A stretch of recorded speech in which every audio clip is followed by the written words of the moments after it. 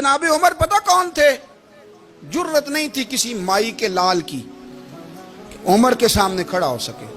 हाँ हाँ, जिसके सामने शैतान ना ठहर सके, निकल जाता है शैतान भी। लेकिन सहाबा कहते हैं जब कभी हुजूर के चेहरे पे शिकन आती तो इतना वजूद हमने किसी का कांपते नहीं देखा जितना उमर कांपा करते थे। कब कभी तारी होती थी। वो दलेर मैं कहीं और हूं, यहां तो मैं गुलाम हूं, यहां तो मैं नौकर हूं। दुआ मंगया करो संगियो किते मुर्शद ना रोस जाओ। रो पड़ते। और तरीका क्या होता?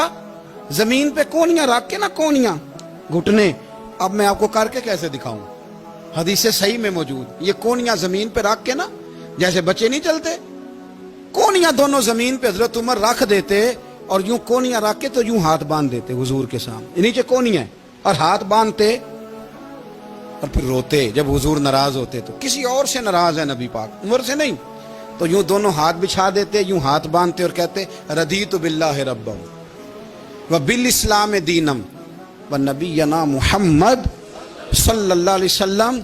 या रसूलल्लाह, मैं बड़ा राजी हूं कि अल्लाह मेरा रब है। हुजूर मैं बड़ा राजी हूं, हुजूर मैं बड़ा राजी हूं कि इस्लाम मेरा दीन है। व मुहम्मद नबीयम व रसूला, और मैं बड़ा राजी हूं कि अल्लाह ने मोहम्मद को नबी और रसूल बनाया है। हुजूर बड़ा राजी हूं, मेहरबानी फरमा, बड़ा राजी। यहाँ पीर सैयद अली हुसैन शाह साहब अशरफी रहमतुल्लाह अलैह कचौशा शरीफ के बुजुर्ग थे और शान ये थी कि चेहरा गौस पाक से मिलता था। वो थोड़ा सिमा के कायल थे, सिमा के, यानी वो वाला सिमा नहीं जो अब ढोल ढमक्के के साथ होता है, कुछ उसमें अशार पड़े जाते थे और बाद ऐसे शेर थे जिन पर बाप बुजुर्ग कहते थे नहीं होने चाहिए, ये राय का इख्तलाफ। उनके यहाँ एक खलीफा थे सैयद अबुल बरकात शाह साहब, मुफ्ती आजम पाकिस्तान। वो खलीफा हैं लेकिन बड़े आलिम थे।